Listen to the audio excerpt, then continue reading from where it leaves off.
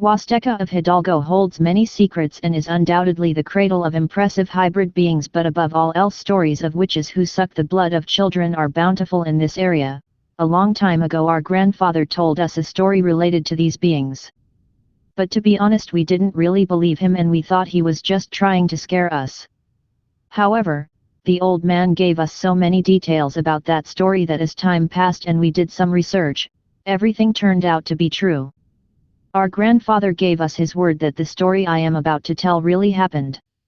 This story tells what he experienced firsthand.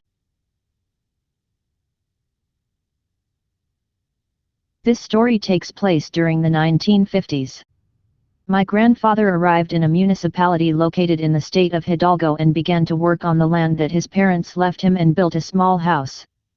At that time in the 1950s, he also volunteered for church service in company with the priest Jacobo, who had among his activities helped the indigenous people and elderly in the nearby communities once a week.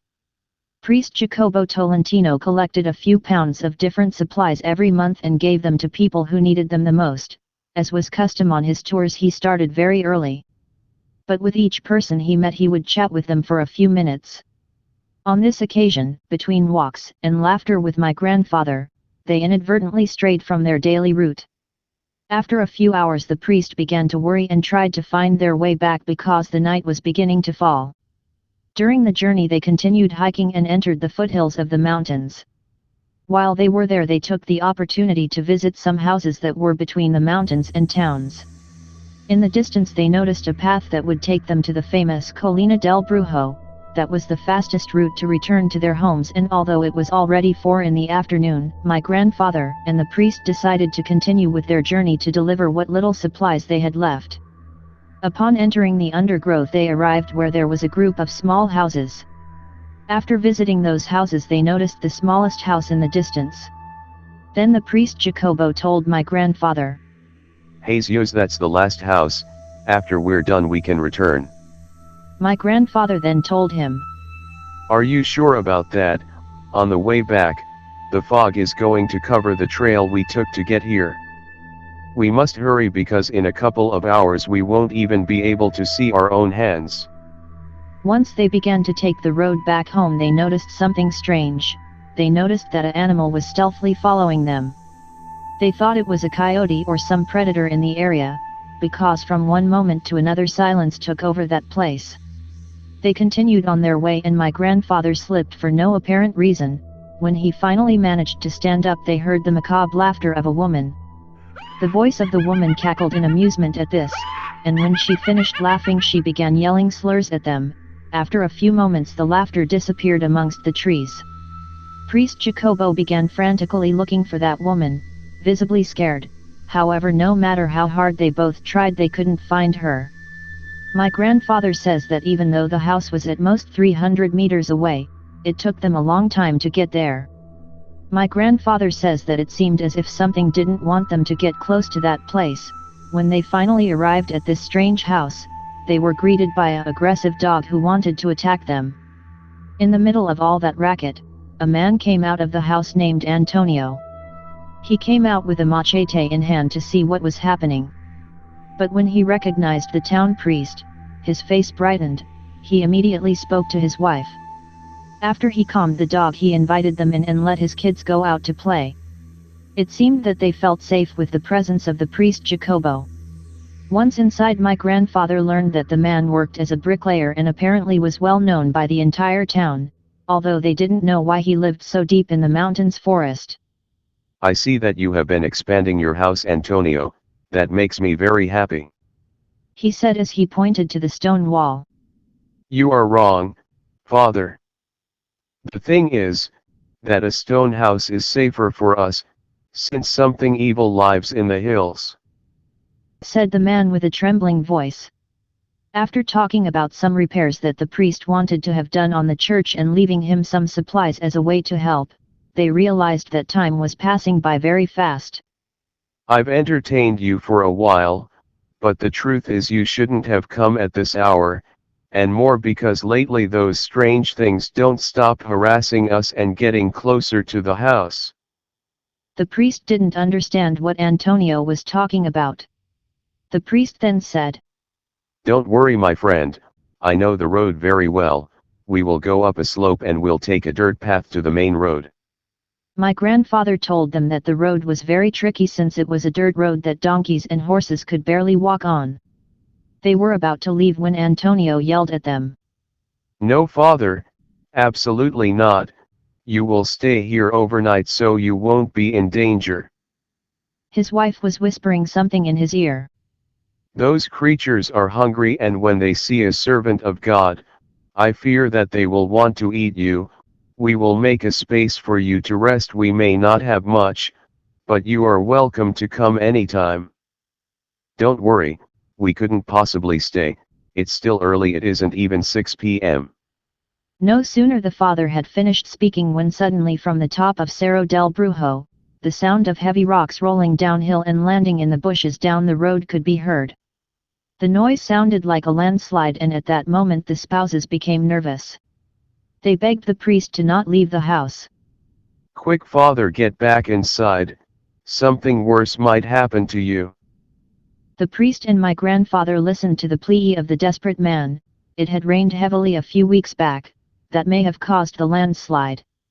But the words the man said made the blood of the priest and my grandfather run cold. Damn it, those creatures found us, they will no doubt try to get us. The priest and my grandfather asked him what he was talking about, but Antonio couldn't answer, he was scared and stuttering. At that moment Antonio's wife ran to hide her 2 children under the bed and a few seconds later the footsteps of those creatures could be heard passing by the window. A rock was heard hitting the house and at the same time a scream was heard. My grandfather says that this was impossible and if that it was a rock, it would have destroyed the house. After that loud bang, it sounded as if a person was getting up. The same laugh they heard a few hours ago accompanied by some strong scratches were heard throughout the house. There wasn't any doubt, something was outside the house because they could hear heavy breathing. It sounded like a beast was cornering its prey and it was only a matter of time before it entered the house. What happened next could only be described as a hellish nightmare. After a few minutes several women could be heard cackling and whispering outside the house. After 5 minutes of this non-stop laughter and whispering everything went completely silent. After all this happened, the priest told my grandfather that they should run back to town. The truth is that in those mountain towns, from 5 p.m. the fog creeps in and it gets dark very fast. They were about to leave when Antonio stepped in front of them. He told them that for their own safety it was better for them to stay. He told them that for a long time when the sun set horrid creatures would appear. They would roam the paths in the form of rocks to try and mislead travelers. The creatures would wake up transformed into some type of hybrid animal such as turkeys, vultures, and very rarely they would appear as a woman, but no matter what transformation they took they always had a woman's voice. Antonio's behavior, far from reassuring the priest and my grandfather, made them feel more anxious. Since they thought that perhaps they were going to get kidnapped. Antonio realized this and immediately told them. Forgive me if I scared you, father, please don't get the wrong idea, but if something happens to you, it would be my fault. Outside this house those creatures are waiting for you to leave. They have come to devour animals but sometimes they also take small children. Those things were not made by the hand of God, please don't risk it. It is better for you to spend the night here. The priest, scared by what Antonio had said, finally agreed to spend the night in the house. Antonio told my grandpa to help him gather some wood planks to not have any problems throughout the night. Once inside, Antonio and his wife barricaded the doors and windows with heavy wooden planks and tied them down with thick ropes. If someone wanted to come inside the house, it would be difficult for them to get inside. The dog kept sniffing under the door trying to sense the enemy. Every once in a while they could hear something walking outside the house and the dog started barking like crazy. Suddenly the dog ran to the corner of the house and began shaking and whimpering uncontrollably. What is happening, Antonio? What is all this? Asked the priest. You didn't talk to Don Geronimo before coming to the mountains, right? Who is Don Geronimo? I talked to many people around here, Antonio, but no one told us about these things," said the priest. "Listen to me, Father, I hope you believe me. Don Geronimo told me that one day at around 7 at night he went out to check on his chickens because they were making a lot of noise.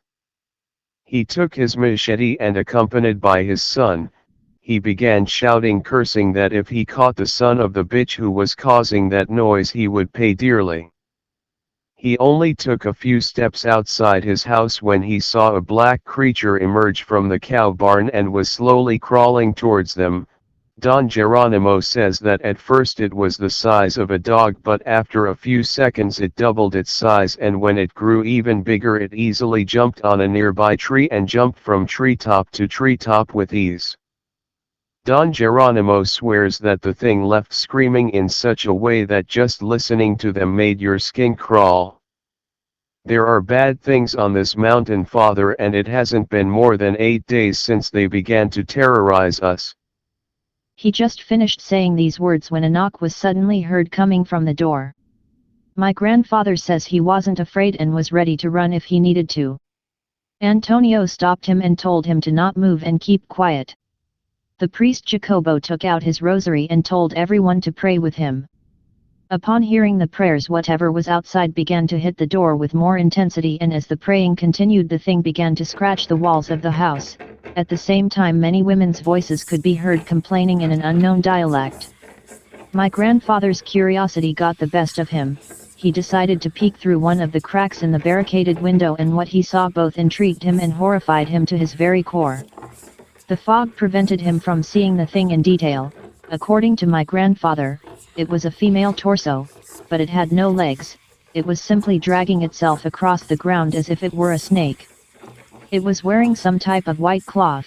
My grandfather wasn't sure of what he was watching, but he says that the thing had long skeleton-like fingers that ended in sharp claws that would help it drag its body along the ground.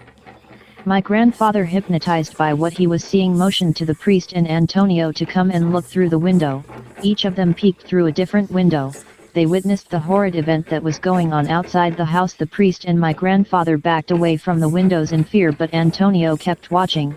The entire time the dog didn't stop whimpering. Then they heard something outside. They didn't know if it was a growl from an animal or moan from someone very sick. When Antonio finally left the window, he was completely pale and was left lost in thought. Priest Jacobo went to help him and asked him why he kept looking. Antonio told him that he saw the thing move towards what he thought were dry branches, but in reality, those supposed branches were the legs of that despicable creature who was slithering outside the house. My grandfather says that the night felt eternal between scratching, growls, and whistling and other terrifying sounds. They understandably couldn't get a moment of sleep, and at dawn Father Jacobo said a prayer for the safety of this unfortunate family. When he finished praying, the priest gave him a medal of Saint Benedict. He also pulled a bag of salt from his sack. He blessed the salt and gave it to Antonio. "I honestly don't know much about this, but make a circle around your house with it and don't stop praying," said Father Jacobo. When the priest and my grandfather left, they talked about what had happened, and the priest told my grandfather that witches and novels are real. People don't talk about these creatures in fear that they might accidentally invoke them, but that doesn't change the fact that they are real. He also told him that what they had seen may have been a witch, one that someone had knocked down not far from the area, or that perhaps this witch had not managed to complete her hybrid transformation and for some reason she arrived at the poor man's house. A year had passed after that horrifying encounter, and by chance of fate, he met Don Antonio walking through the streets of the town. My grandfather approached the man and asked, "Don Antonio, how are you doing?" Don Antonio with a sad expression said, "We were unable to protect ourselves from those things. Although they no longer bother us, they are still there in the mountains. On certain nights they can be heard laughing and screaming from the mountains. I decided to get a job here. I unfortunately had to leave my small house behind, and to be honest, I rather not provoke their wrath. There are some things created by the devil that a simple mortal like myself can't fight off.